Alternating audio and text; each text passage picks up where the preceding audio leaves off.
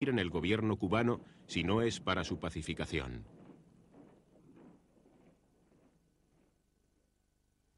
El 21 de abril, los Estados Unidos declaran la guerra a España y al día siguiente el presidente McKinley da orden para que se efectúe el bloqueo de los puertos cubanos, llamando a las armas a 125.000 voluntarios.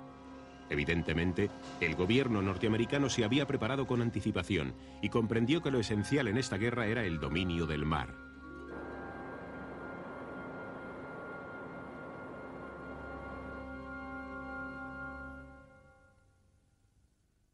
Para ello destacó sobre las posesiones insulares españolas 3 escuadras: las del almirante Sampson y del comodoro Schley, que deberían dirigirse a Cuba y practicar el bloqueo de los principales puertos cubanos, y la del comodoro Dewey, que anclada en Hong Kong partiría hacia Filipinas.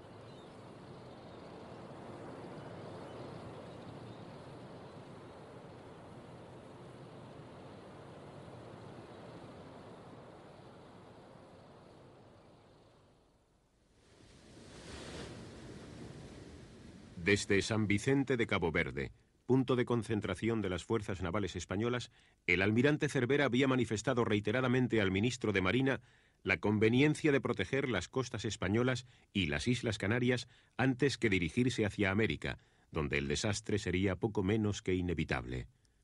Sin embargo, el 24 de abril recibe una comunicación en la que se le informa de que en una reunión especial celebrada en Madrid, compuesta por 19 almirantes, la decisión mayoritaria de estos es la de que continúe hacia las Antillas. Se le advierte además que la bandera americana es enemiga. Ante la discrepancia de opiniones, Cervera insinúa el poder ser relevado, pero nadie se atreve a ocupar su difícil puesto. El 29 de abril inicia una travesía llena de dificultades rumbo a Martinica. De allí pone rumbo hacia Curazao pretendiendo carbonear, y tras comprobar que en aquel puerto tampoco obtiene el carbón y el apoyo logístico prometido por Madrid, decide arrumbar finalmente a Santiago de Cuba. Mientras tanto, en otro lugar muy alejado, Filipinas, se estaba ventilando la primera parte del desastre. El 1 de mayo, la escuadra norteamericana de Dewey destruye la del almirante español Montojo en Cavite, en combate desigual. El desastre de Cavite, con 101 muertos y 250 heridos, solo sirvió para comprobar que la débil y anticuada escuadra colonial española, apta para combatir a filibusteros y piratas que poblaban aquellas aguas, no podía hacer nada frente a una escuadra de combate mucho más poderosa que ella. A Filipinas se destina entonces desde España una tercera escuadra, la de reserva, mandada por el almirante Cámara, con la intención de recuperar el dominio naval, pero en Port Said queda bloqueada, negándole el gobierno británico carbón y el acceso a través del canal de Suez. Una vez más, las escasas y dispersas fuerzas españolas se ven obligadas a retroceder, dejando al único acorazado que poseía España, el Pelayo, y al crucero Carlos V fuera del teatro de operaciones de la guerra. El destino provocó que cuando la escuadra de Cervera navegaba rumbo a América, se enviara desde Madrid un telegrama de rectificación de la orden anterior que le facultaba para volver a la península, posiblemente motivado por el resultado de Cavite. Sin embargo, aquel telegrama no llegó a tiempo y ya era demasiado tarde para volverse atrás. La entrada de Cervera en Santiago se produjo el 19 de mayo con las precauciones impuestas por el bloqueo naval americano y con el propósito de cooperar con los cerca de 9.000 hombres que el ejército español tenía allí destacados.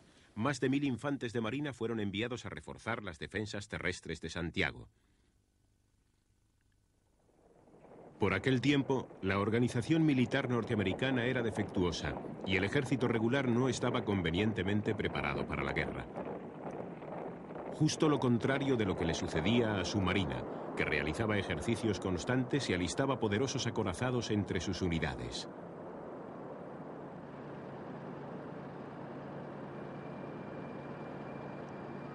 El 22 de junio comienza el desembarco norteamericano entre Daiquiri y Siboney, a unos 25 kilómetros de Santiago de Cuba.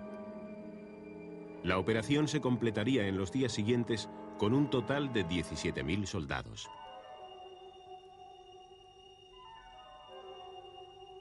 Casi 50 buques entre transportes de guerra y acorazados que los protegían tomaron la playa sin apenas resistencia por parte española, sirviéndose para ello de un muelle destinado a transportar mineral de hierro que no fue totalmente destruido por los españoles. El jefe del ejército de invasión era el general Safter, a quien se le hacía muy difícil desenvolverse en ese clima tropical. Entre los oficiales bajo su mando se encontraba el que después sería presidente de los Estados Unidos, Theodore Roosevelt, al mando de los Rough Riders, que habiendo sido gobernador del estado de Nueva York, iba acompañado de numerosos voluntarios, entre ellos políticos, comerciantes o abogados, la mayoría en busca de aventura y pensando que aquello sería un paseo.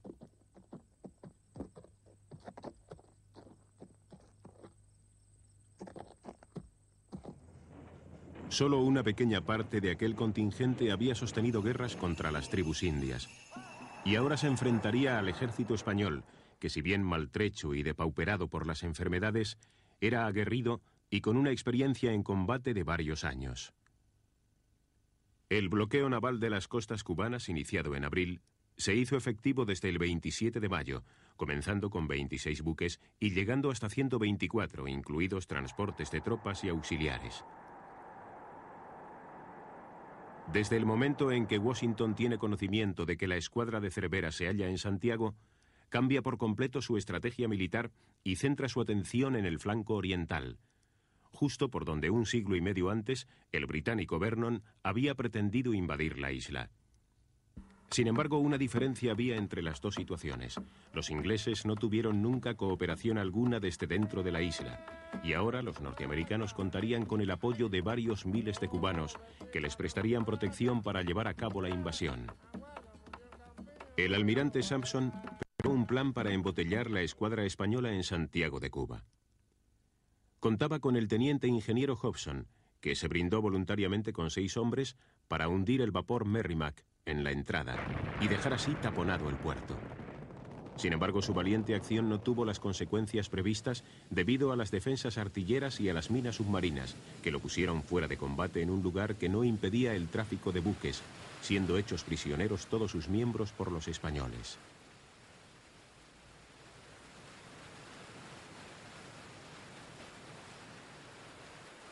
El 13 de junio se presentó frente al puerto de Santiago el crucero norteamericano Vesuvius, provisto de 3 cañones situados a proa, que lanzaban a 2.500 metros proyectiles con carga de dinamita. Pero el efecto de sus bombardeos nocturnos fue más psicológico que real. Las comunicaciones cablegráficas de la isla con España fueron interceptadas y cortadas por la Marina de Guerra americana, aunque las comunicaciones con La Habana seguían abiertas mediante heliógrafos y telégrafos. Una vez iniciados los combates en tierra y retirados los españoles de las Guasimas, el general Safter dispuso varios días después que se atacara al Caney y la Loma de San Juan, ya que estimaba que estas posiciones constituían la llave para la conquista de la ciudad de Santiago de Cuba. El Caney se componía de un fuerte de piedra llamado El Viso, 5 fortines de madera conectados entre sí por trincheras y alambradas, y la iglesia y casas del pueblo preparadas para la defensa. Defendido por el general Vara del Rey con 500 hombres y sin cañones, esperaba el ataque de 4 generales americanos con casi 7.000 hombres, apoyados por artillería y por las tropas cubanas del coronel González Clavel con 200 hombres. Durante 9 horas, los defensores pudieron rechazar los ataques enemigos hasta que se retiraron y parapetaron en la iglesia. Entre los últimos supervivientes españoles, que no llegaban a 100,